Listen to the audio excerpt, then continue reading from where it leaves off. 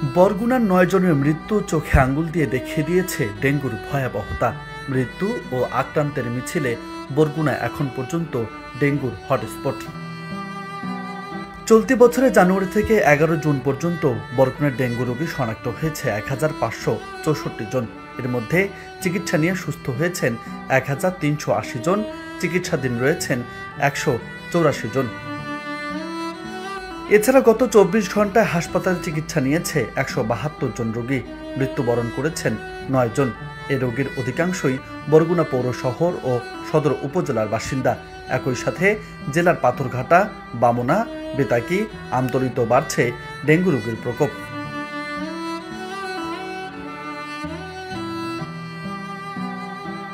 স্থানীয়রা বলছেন, বরগুনার পৌর শহরের কাঠপট্রি ও আমতলার পারখাল এডিস মশার আতুরঘর। এছাড়া সুনির্দিষ্ট বর্জ্য ব্যবস্থাপনার অভাবে বৃদ্ধি পাচ্ছে এডিস মশা।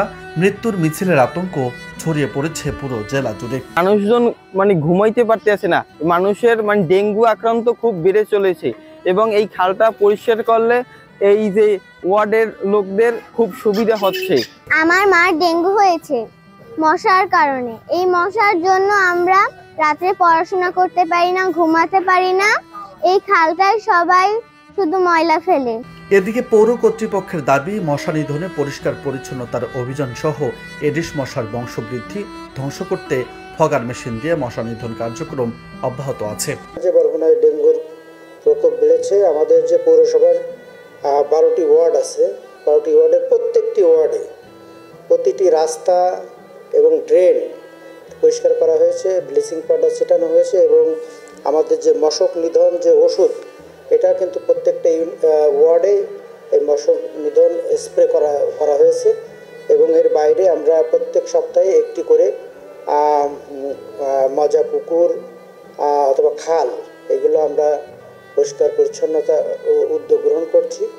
ডেঙ্গু পরিস্থিতির ভয়াবহ রূপ ধারণ করার পর থেকে ধারণ ক্ষমতার দ্বিগুণ রোগী ভর্তি হয়েছে হাসপাতালে। অধিকাংশ ওয়ার্ডে শয্যার সংকট দেখা দিয়েছে। বহু রোগীকে মেঝেতে শুয়ে চিকিৎসা নিতে হচ্ছে। কালকের দুপুরে জ্বর হচ্ছে, আইসি এইখানে এখন হেরা ঔষধ করে কিছু দেয় না, খালি আমরা বাইরে দেখেছি। বাইরে দেখি না বেডটা ওদের কোনো রকম। যে জায়গায় মানুষ হাঁটাচলা করবে ওই সমস্ত জায়গায় সিট রেখে তারপরে মানুষজন শুয়ে রয়েছে। আর যে বর্তমানে এই জায়গায় যে পরিমাণে রোগী, তাতে সবসময় একজন ডাক্তারের দরকার, কিন্তু আমরা একজন ডাক্তার পাইতেছি। এদিকে বরগুনা 250 শয্যা জেনারেল হাসপাতালে চিকিৎসক সংকটে ব্যাহত হচ্ছে সেবা।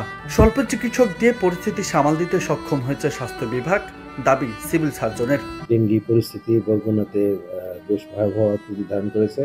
মেডিকেল টার্মে আমরা এটাকে বলি আউটব্রেক হয়ে গিয়েছে আর কি। এখন আজকে আমাদের সদর হাসপাতালে 172 জন ভর্তি আছে। গত 24 ঘন্টায় আমাদের শনাক্ত হয়েছে 79 জন। শুধুমাত্র বরগুনায় 250 শয্যা বিশিষ্ট হাসপাতালেই না, আমাদের বিভিন্ন উপজেলাও ডেঙ্গু প্রাদুর্ভাব দেখা যাচ্ছে।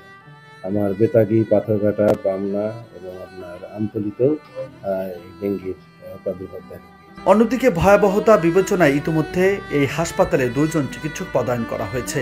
শীঘ্রই ঢাকা থেকে আরও চিকিৎসক পদায়নের পদক্ষেপ নেওয়ার আশ্বাস স্বাস্থ্য বিভাগের। সারা বিভাগের একটা জেলাতে, সারা 5টা জেলাতে যেটা না হচ্ছে তার চেয়ে বেশি রোগী ডায়াগনোস হচ্ছে বরগুনাতে।